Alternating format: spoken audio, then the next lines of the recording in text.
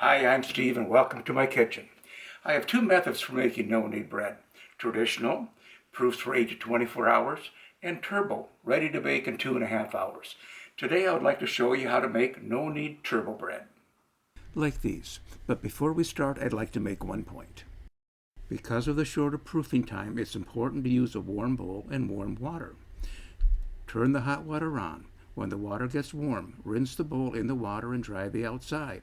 Then fill the measuring cup and you're ready to start. I have the warm bowl. I have pretty much dried it off.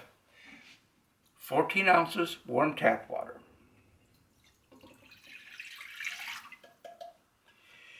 If you ever wonder if it's too hot or something, if you can put your finger in it, it's just fine. 1¼ teaspoons instant yeast. I sprinkle it when I put it in rather than dropping it in one clump.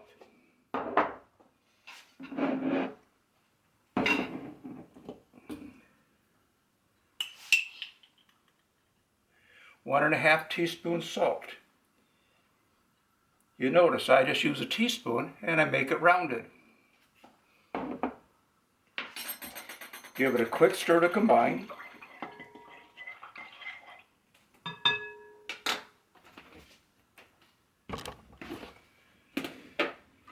3½ cups bread flour. You can use all-purpose, but bread flour is better. Bread flour was specifically designed for breads. There's 1/2. I dropped it on the side. It doesn't splash as much when I do that.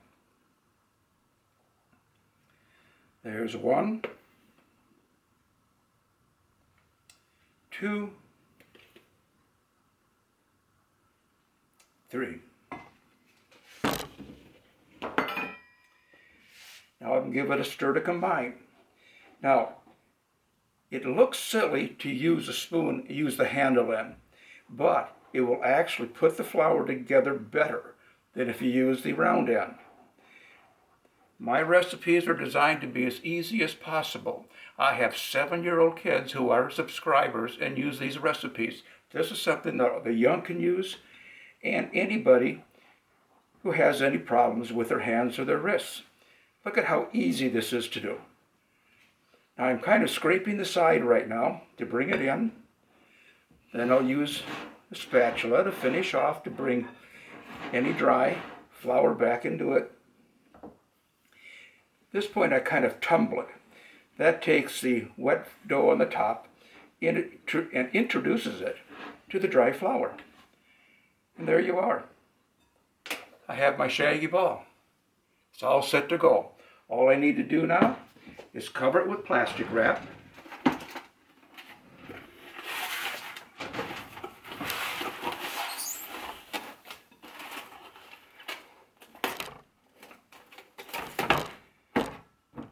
Now the reason I use plastic wrap is that if you put it in the sunlight, it'll trap the heat because sunlight can go through it. If you use the oven light method, it will still trap the heat on the inside. Turbo dough should be proofed for 1 hour and 30 minutes in a warm, draft-free environment. The ideal temperature for proofing is 78 to 85 degrees, but the typical home is 68 to 72. So, on warm summer days, I proof in direct sunlight. On cool days, I use the oven light method of proofing. Turn the oven light on, put the dough in the oven, close the door, and the oven light will warm the oven to a little over 80 degrees, which will give me a warm, draft-free environment for proofing. The dough is proofed for 1.5 hours. It's time to make the bread.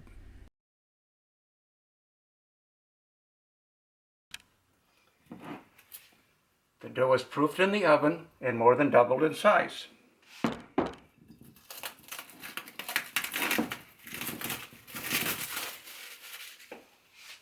Now, we'll start by spraying the pan with no-stick spray.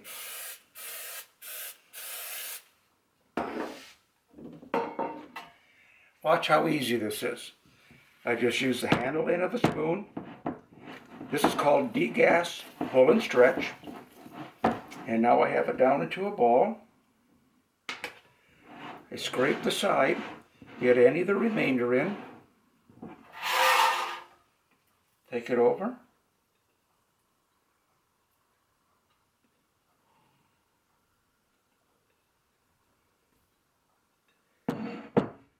Plop it in the pan and it's that easy. Don't worry about shaping it because as it rises, it'll fill the pan. Let's try something new. I developed the poor man's Dutch oven to shape dough into sandwich bread using the principles of a Dutch oven. A poor man's Dutch oven is nothing more than two bread pans, one on top of the other, secured with metal binder clips. The poor man's Dutch oven will trap the steam and develop the crust, just like a Dutch oven. Then you can control the color and hardness of the crust by the amount of time you bake the poor man's Dutch oven with the top off, just like a Dutch oven. I'd like to show you one more. Degas, pull and stretch.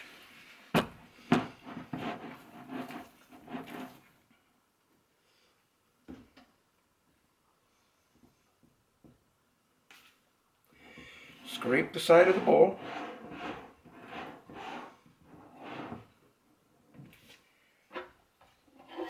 Spray the pan with no stick spray.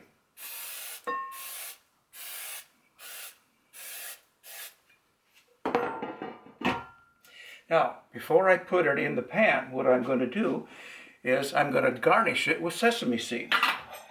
This is really easy to do.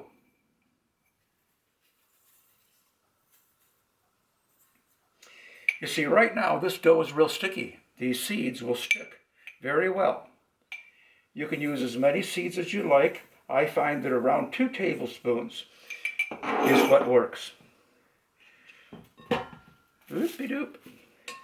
Okay, now I dumped some on the side there, so I'm just taking the ball of dough, rolling it in the sesame seeds. Okay, now that I've done that, I take the pan,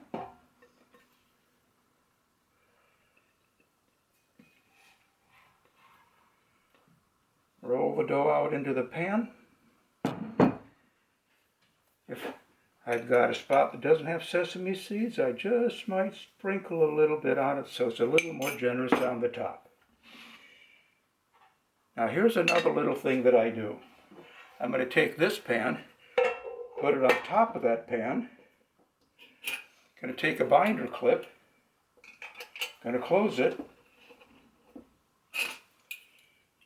Another binder clip. I call this a poor man's Dutch oven.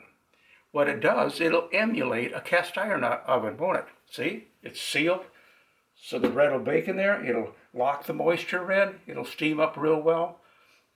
Very nice way to make bread. Proof dough for 30 to 60 minutes. Before the dough is fully proofed, move the oven rack to the lower third of the oven and preheat to 400 degrees. After proofing, bake the loaf pan for 40 minutes at 400 degrees and it's done. The poor man's Dutch oven should be baked for 40 minutes at 400 degrees with the top on and 3 to 15 minutes with the top off to finish the crust. The bread is ready. Let's take a look. And here's the results. This is the one. Baked in the bread pan. This is the one baked in the poor man's Dutch oven. Sesame seed loaf. Absolutely gorgeous. Wasn't that remarkably easy? This recipe and others like it are in Introduction to No-Knead Turbo Bread.